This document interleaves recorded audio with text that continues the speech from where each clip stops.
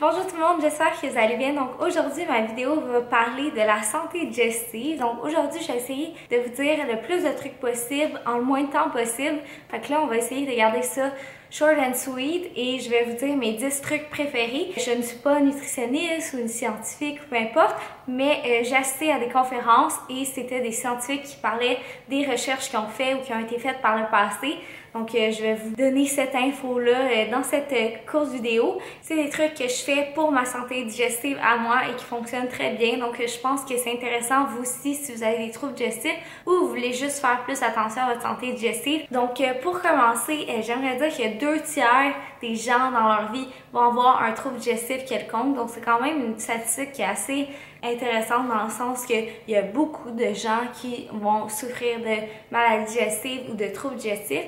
On parle de troubles digestifs, sérieusement, il y a comme 1000 millions d'affaires. Il y a la diarrhée, la constipation, les ballonnements, il y a les flatulences, les douleurs abdominales, les brûlements gastriques. Il y a comme, je pense, une liste longue de même de troubles intestinaux. Puis tu sais, comme les flatulences, c'est quelque chose que tout le monde dit, ben oui, mais tout le monde pète. Oui, mais c'est possible aussi de ne pas péter du tout. Genre, sérieusement, quand ta santé digestive va bien, c'est possible de ne jamais être ballonné ou du moins d'être très rarement ballonné, puis juste d'avoir une santé digestive de feu. Je pense que ce qui est super intéressant et que j'ai appris à la conférence, c'est que la naissance, dans le fond, si vous êtes né par césarienne ou par voie naturelle, ça va avoir un grand impact sur votre santé digestive. Les gens qui sont nés par voie naturelle ont tendance à avoir une santé digestive plus forte, tandis que les gens qui sont nés par césarienne vont avoir une santé digestive un peu moins forte.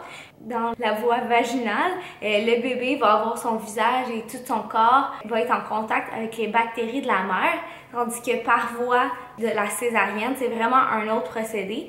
Également, un autre facteur qui est super intéressant, qui a été prouvé, c'est que le lait maternel, l'allaitement, c'est comme 1000 fois mieux pour la santé digestive du bébé en question, tandis que juste donner la formule, c'est vraiment pas le best. Je pense vraiment que l'allaitement peut faire une grande différence pour la santé digestive. Également, ça a été prouvé qu'entre 0 et 3 ans, c'est là que vraiment on fait la base là, de la santé de la personne. Donc, un bébé qui va avoir été très malade, qui va avoir pris plein d'antibiotiques, ça va être comme plus difficile au courant de sa vie.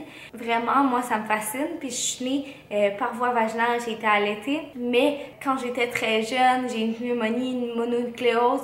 Donc, j'ai dû avoir full antibiotiques quand j'étais jeune. Donc, je sais pas si ça a un lien. C'est comme full intéressant, je trouve. Fait que si vous voulez me dire dans les commentaires si vous avez une bonne santé digestive, puis si vous êtes né par césarienne ou par voie vaginale, c'est intéressant, mais peut-être qu'il y a juste moi qui trouve ça intéressant, mais peu importe. Également, il y a eu la découverte des antibiotiques, qui est une super découverte, pour vrai, je trouve ça super bien, mais il y a un problème, c'est que c'est donné à profusion. Également, le corps devient résistant aux antibiotiques parce que les gens vont pas faire le traitement d'antibiotiques jusqu'à la fin, ils vont arrêter quand ils n'ont plus de symptômes ou tout simplement parce que le corps devient résilient à certaines souches d'antibiotiques. Également, on est comme des cleaning freaks, fait qu'on tue tout, genre on désinfecte tout, mais on désinfecte les bonnes et les mauvaises bactéries.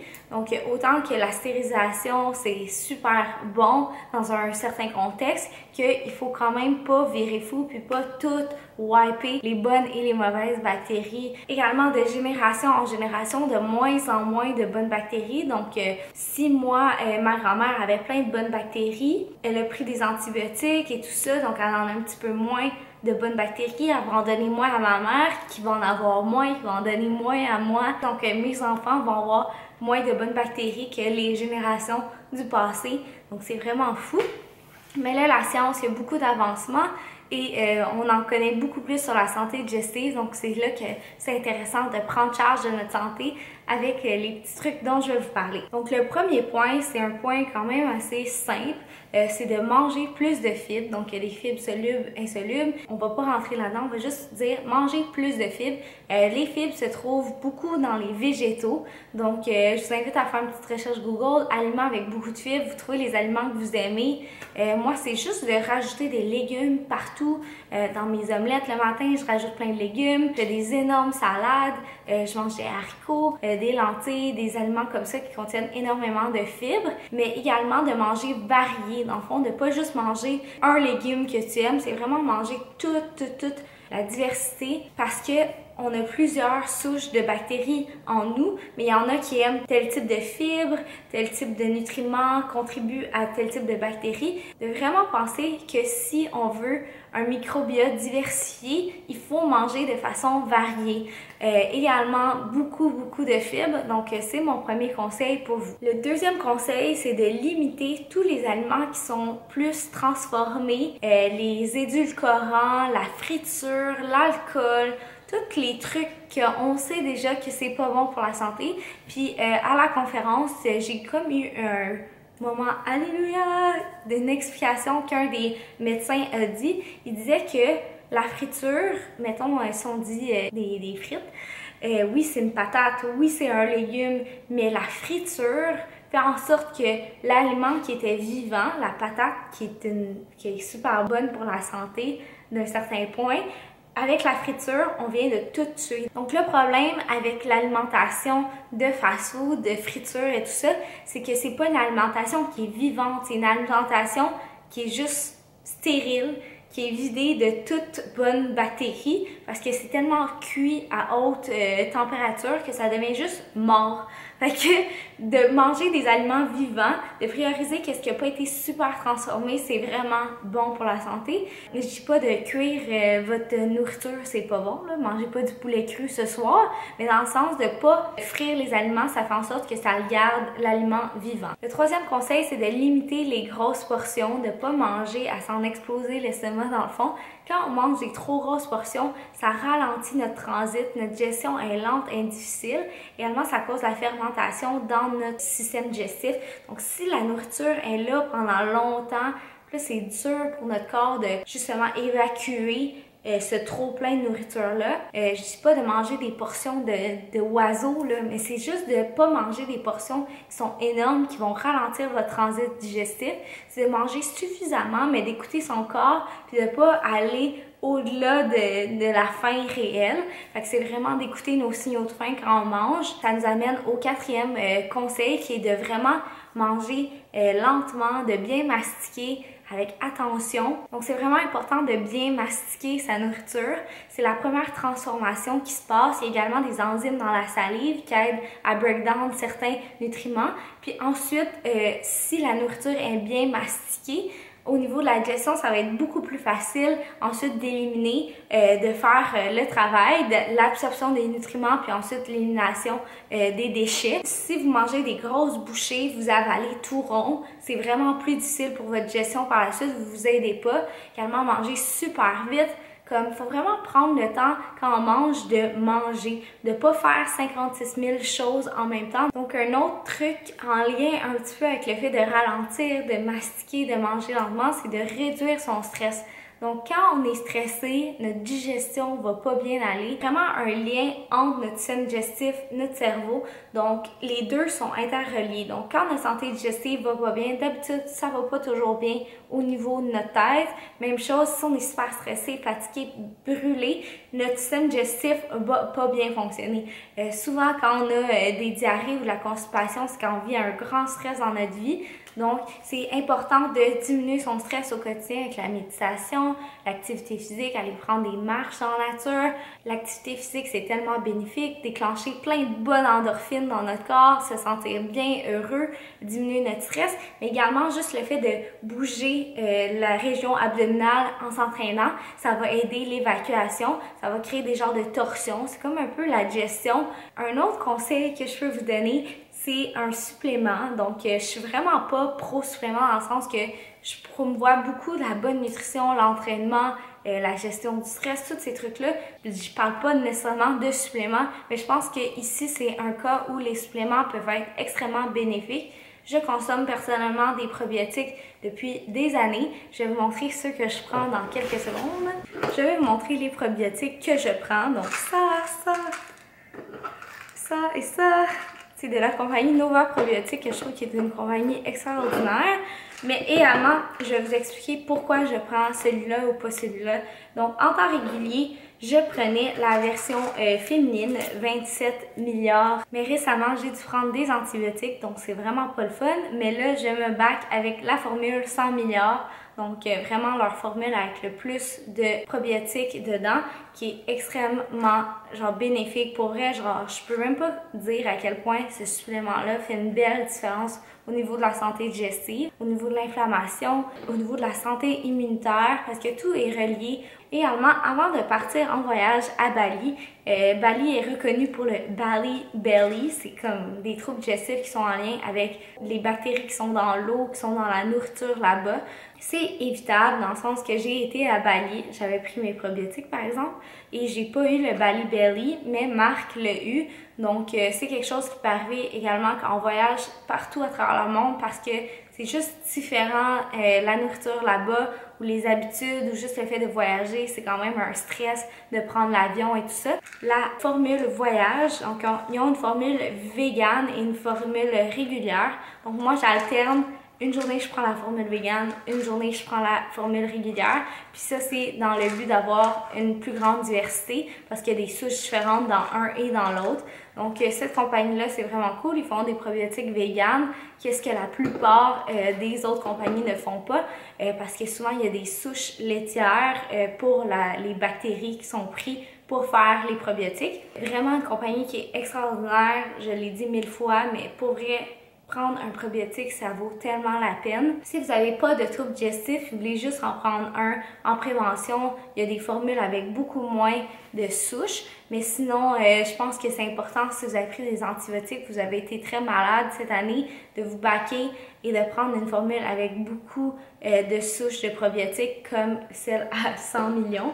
C'est un investissement en soi, c'est quand même assez dispendieux, mais je pense que les effets sur la santé sont tellement positifs que ça vaut définitivement la peine. Donc, c'est tout pour les probiotiques en comprimés que je prends. Sinon, un autre truc que je trouve très important, c'est de s'hydrater. Donc, boire beaucoup d'eau. Ça, c'est ma fameuse bouteille d'eau que je traîne partout, qui est brisée. Je devrais peut-être m'en acheter une autre. Boire de l'eau, c'est très important. Également, quand on mange beaucoup de fibres, je vous ai dit de manger beaucoup de fibres, mais si vous n'en mangez aucune, commencez pas à manger énormément de fibres. Vous pouvez y aller graduellement, augmenter tranquillement. Mais également, quand on mange beaucoup de fibres, c'est important de boire beaucoup d'eau pour aider le transit à bien être hydraté, si on peut dire, être lubrifié. Donc, imaginez manger plein de fibres, ça bloque, mais boire beaucoup d'eau, plein de fibres, ça garde l'activité à ce niveau-là. Bien s'hydrater, comme je vous dis, ça lubrifie notre conduit digestif.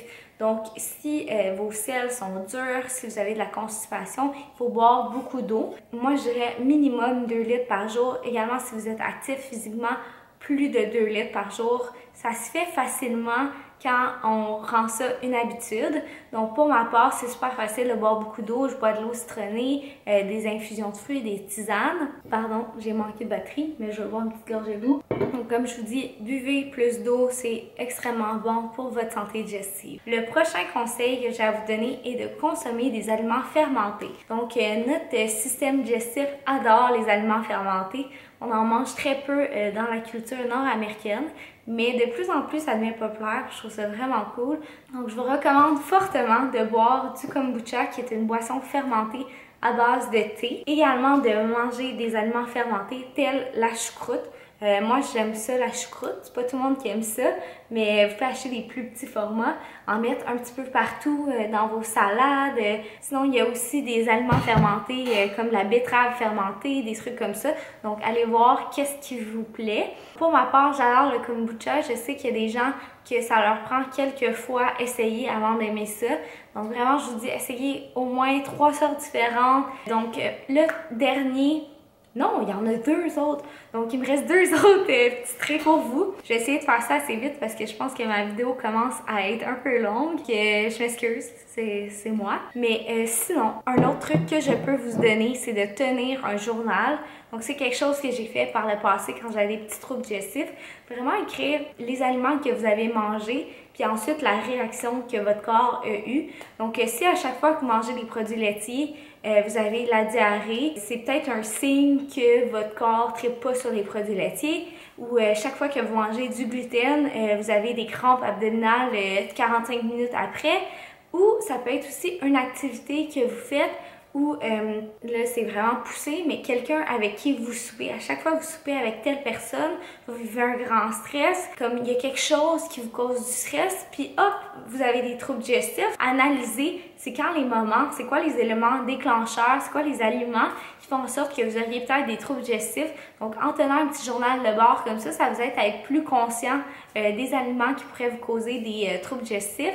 Je sais que c'est un petit peu plus complexe que ça, que des fois c'est tel aliment avec tel aliment ou tel aliment pas cuit. Mettons un brocoli pour certaines personnes, une fois cuit, la digestion ça se passe super bien, mais cru ça va être plus difficile. Donc vraiment d'essayer d'être le plus précis possible dans votre journal. Donc ça peut être une voie d'être un peu plus conscient de votre santé digestive. Sinon le dernier conseil que je veux pas comme parler pendant des heures parce que je ne fais pas ça, mais je pense que ça peut être une voie qui est intéressante, c'est le jeûne, donc le fait de ne pas manger par certains moments, puis je comprends la voie de pensée derrière le jeûne, ça fait énormément de sens, mais je ne veux pas promouvoir le fait que les gens vont pas manger. Je pense que c'est important de manger, on a besoin de calories, d'énergie au quotidien. Mais c'est vrai qu'on est toujours en train de gérer, donc on se lève le matin, on déjeune, ensuite on prend une collation, on dîne, on a notre collation, on mange quand même assez souvent. Donc notre corps est toujours en train d'avoir des fonctions digestives, beaucoup de notre énergie qui est au niveau de notre digestion. Donc si on jeûne, dans le fond, si, mettons, on skip le déjeuner une fois de temps en temps, ça peut permettre à notre corps d'utiliser l'énergie qu'il utiliserait pour la digestion pour d'autres fonctions. Donc, je pense que c'est intéressant des fois juste d'écouter son corps. Quand vous n'avez pas faim, ne mangez pas, ça fait du sens, mais aussi de juste manger des plus petites portions, comme j'avais dit précédemment, pour donner des petits breaks digestifs à votre corps, de ne pas toujours manger à pleine capacité, si on peut dire. Donc, c'est tout aujourd'hui pour les 10 trucs. Donc, si vous avez aimé ça, vous pouvez donner un petit like à la vidéo, me dire dans les commentaires quel truc que vous avez appris, que vous avez envie d'essayer, que vous allez essayer. Pour ma part, je suis vraiment fascinée par la santé digestive. C'est vraiment un sujet qui me tient à cœur. J'adore manger vivant, j'adore manger l'arc-en-ciel, j'adore manger varié. Puis je pense que c'est important de se dire que notre santé est extrêmement importante puis que l'impact que notre santé digestive a sur notre santé mentale, sur notre santé en général est vraiment important. Donc c'est important de bien manger tout ce qui est vivant, tout ce qui est coloré, que la nature nous a donné, c'est bon pour vous. Donc, sans se compliquer la vie, je pense que juste se tourner vers ces aliments-là va nous permettre d'avoir une meilleure santé digestive, consommer plus de probiotiques, un supplément de probiotiques comme Butcha, aliments fermentés, réduire son stress, bouger plus, vivre pleinement. Donc, c'est tout pour aujourd'hui. Merci d'avoir écouté la vidéo, puis on se voit la semaine prochaine.